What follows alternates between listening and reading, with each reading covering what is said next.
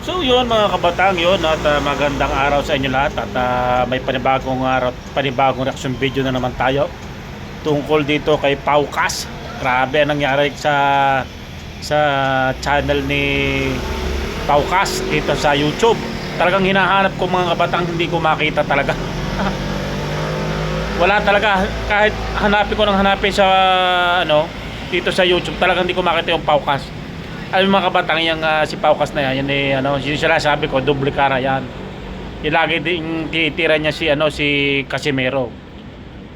Siyempre, baka pwedeng ang kanyang itong sa YouTube channel niya ay nahack siya o baga ay na may nag-report niyan sa mga baka ni-report ito sa YouTube. Kaya siguro nawala ito kasi maraming galit din dito ako'y hindi na-agree sa kanyang ginagawa din kay Casimero Doble cara po ito si Paukas na ito. Talagang hindi ko malam kung ano baga, merong maganda sinasabi kay Casimero, merong hindi. Kasi napanood ko yung mga niyan yung mga reaction video niyan kay Casimero. Talagang nakakagalit din talaga. Talagang So yung mga pasensya na kahit nandito ko sa malapit sa may karsada at ako'y napareaksyon lang dito sa kay Paukas na ito. Nawala talaga ang channel niya. Grabe. Yan mga kabatang ay mga 500 subscriber na dito sa YouTube channel niya, yung si Paukas na yan. Grabe. Pero pag naglalabya ka, konti din naman nanonood kasi hindi naman sa subscriber yan kasi maraming against sa kanya. Siguro halimbawa maraming pa si Casimero lahat ba naman ng halimbawa manonood yung mga 1 milyon ni Casimero, tapos yung mga 1/4 na kalahating milyon i-report sa YouTube yung si Paukas na yan, talagang mawala talaga yung yung channel niya. O kaya na-hack, may naghaksakwan. Pero hindi basta-basta ma-hack yan kasi matagal na matagal yung si Paukas na yan. Alam na niya kung paano hindi ma-hack yung kanyang channel. Pero alam ko niya mga kabatang, sa YouTube yan mga kabatang, baka dinilit na YouTube kasi marami nang report ng mga basher sa kanya. Yan ang sinasabi ko kaya Paukas, magbago-bago ka na, gumawa ka na ulit ng bagong channel. Talagang hindi maaari ang ginagawa mo. Dapat pagka Filipino boxer, kailangan wag kang gagawa ng mga anong bagay na ikasisira ng boxer. Kailangan yung maging proud tayo sa mga boxer natin, hindi yung itadown mo pa. Di ba?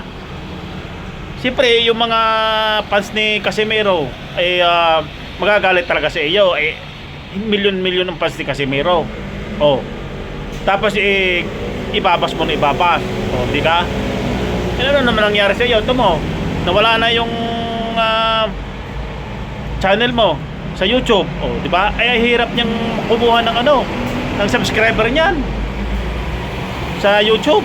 Talagang kaya dapat magbago ka na, Paukas. Kung gagawa ko lang ng YouTube channel, magbago ka na. Huwag yung ibabas mo yung sina Casimero, laging yun ang iyong iko-content pero ibabas mo naman. Siyempre magalit yung mga fans niya. Kaya kung gagawa ko lang ng channel, bago-baguhin mo ang style mo, ang content. Kailangan yung mga pro boxer natin sa Pilipinas, ating iangat, huwag nating hilahin pababa. Yan tuloy, nawala yung YouTube channel mo. Pagkakala ko niyan mga kabatang, dinilit ng YouTube yan. Dahil maraming basher si Paukas. Si Papaw na yan, siguro nagalit na yung mga tayong mga fans ni Casimero. Yung iba siguro hindi na nakapagpigil sa tagal na yan.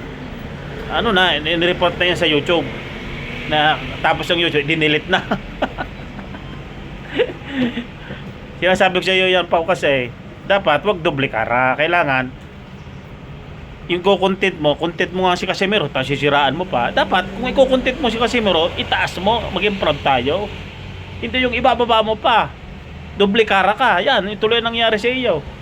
Yan ang hirap sa atin Kaya yan, tuloy nakakapagsisi sa hirap mong gagawa ka ng channel uli na sa YouTube. Mahirap kumuha ng mga Yung sinasabi kong mahirap kumuha ng mga ano, ng mga subscriber. Kailangan ikukontent mo si Casimero, kailangan maganda sasabihin mo. Mas marami ang fans ni Casimero kaysa mga basher ni Casimero. Siyempre, magalit yung mga basher ni Casimero. I-report talaga yan. Talagang kailangan magbago ka na, Paukas. Magbago ka na. Talagang hindi pwede mga gayang style. Kailangan lahat ng boxer dito sa Pilipinas, pinipili-pili mo kasi yung kung sinong iangat mo. Oh. Hindi pwedeng gayon. Kailangan lahat ng boxer iangat natin. Hindi yung ihilahin pababa. Oh, so malungkot-lungkot ka ngayon. Oh. Sa halip na kumikita yung channel mo, wala. Hindi nakikita. Yan ang hirap sa atin na eh.